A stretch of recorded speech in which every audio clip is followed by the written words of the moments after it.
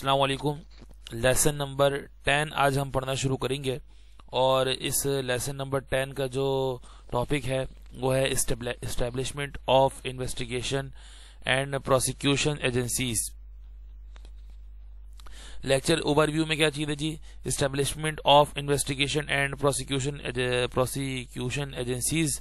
इसके अलावा जो है NR3C जो हमारा national response centre for cyber crimes था वो पढ़ेंगे। अच्छा जी, पावर ऑफ ऑफिसर्स पढ़ेंगे। ऑफिसर्स की पावर्स क्या होती हैं किसी भी साइबर क्राइम को इन्वेस्टिगेट करते हुए। Real time collection of traffic data पढ़ेंगे।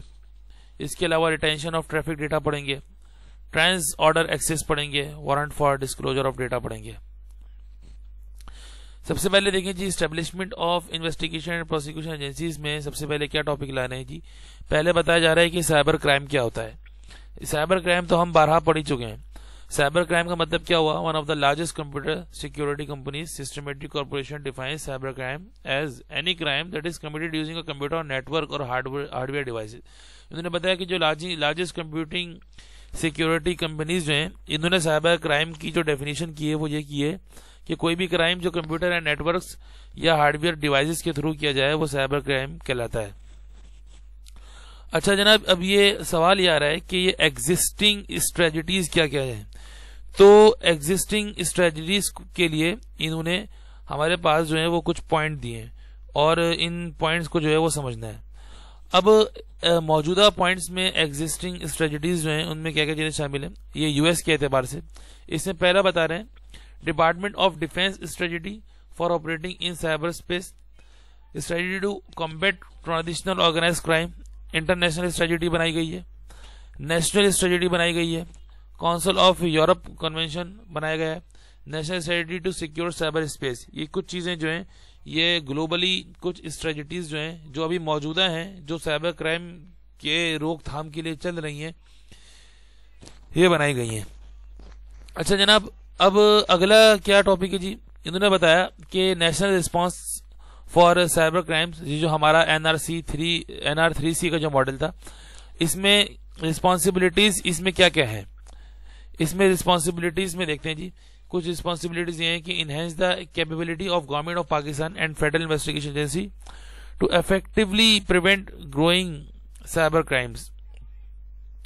उन्होंने कहा जी देखिए, फेडरल इन्वेस्टिगेशन एजेंसी जो है उसके अंदर ये कैपेबिलिटी होनी चाहिए कि साइबर क्राइम्स को जो बढ़ रहे हैं इससे प्रिवेंट किया जाए, इससे नेटवर्क्स को और हर एक शहरी को प्रिवेंट किया जाए।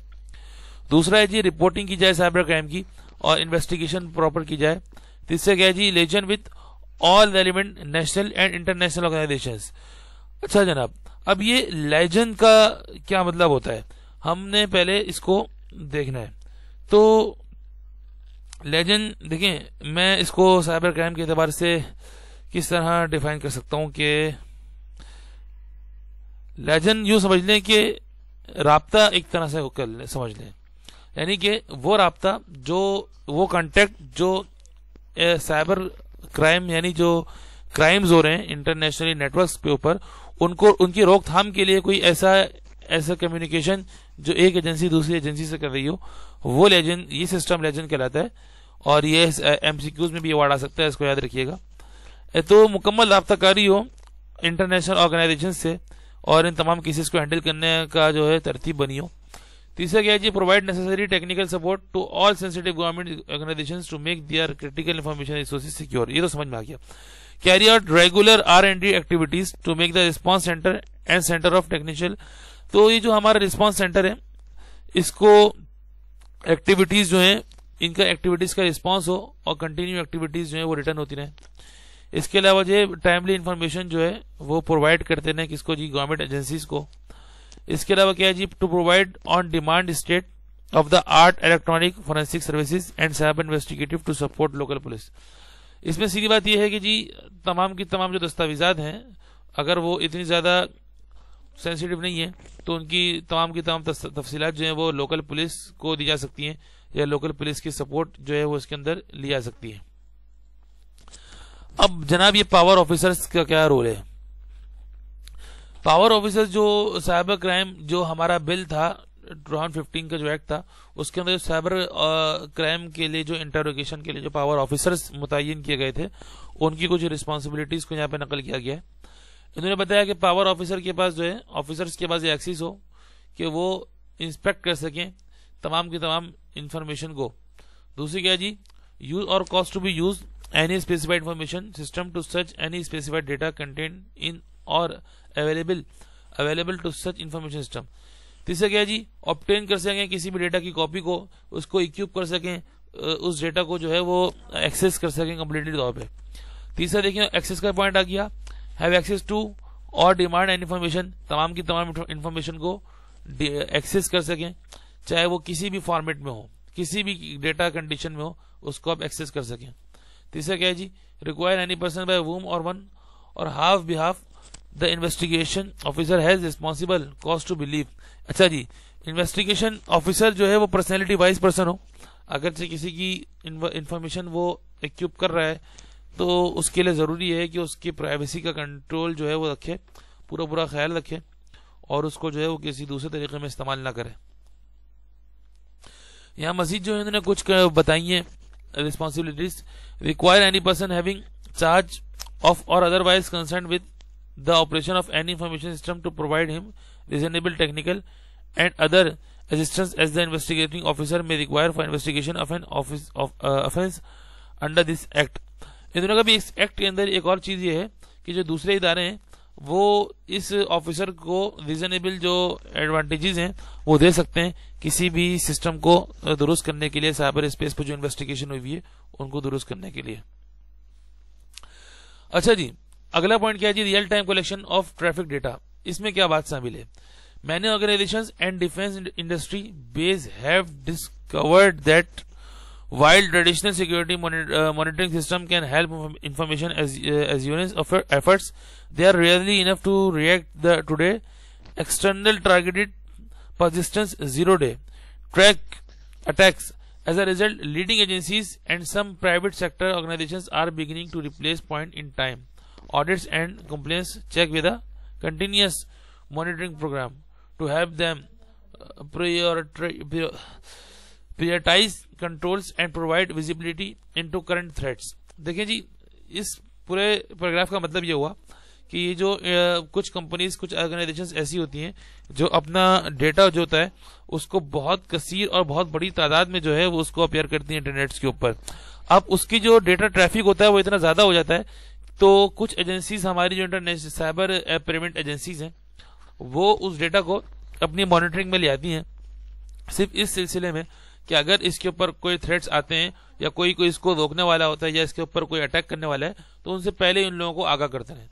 तो यानी जो डेटा कलेक्शन होता है ट्रैफिक डेटा में से, इसको एजेंसीज जो हैं इनका एक काम होता है कि इसको प्रिवेंट करके रखें। अच्छा, retention of traffic data. Retention का मतलब होता है बरकरार रखना। The policy of retention of traffic data under Pakistan electronic crime act 2015, जो हमारा क्राइम एक्ट था 2015 का साइबर के एतबार से, उसके ऊपर एक पॉलिसी है retention policy. Retention of traffic data का मतलब होता है, रिटेंशन का मतलब होता है बरकरार रखना किसी चीज को। A service provider shall within its existing or required technical capability retain its traffic data for a minimum period of 90 days or such period as the authority may notify from time to time and provide data to special investigating agency or the investigating officers whenever so required. देखिए, होता यह है कि जो companies बड़ी तादाद में अपना डेटा इंटरनेट के ऊपर अपेयर कर रही हैं, उनकी बाज़ाक़त जिम्मेदारी होती है कि अपने डेटा को वो सिक्योर साबित करने के लिए या सिक्योर बनाने के लिए वो इन एजेंसीज को डेटा प्रोवाइड भी करें। अब जब एजेंसीज को डेटा प्रोवाइड किया जाता है तो एजेंसीज कुछ वक्त के लिए उस डेटा को अपेयर होने से रोक भी देती हैं और बाज़ औक़ात वो एजेंसीज जो हैं अपलोडेड डेटा को अपनी तहवील में भी ले लेती हैं, यानी डिजिटली।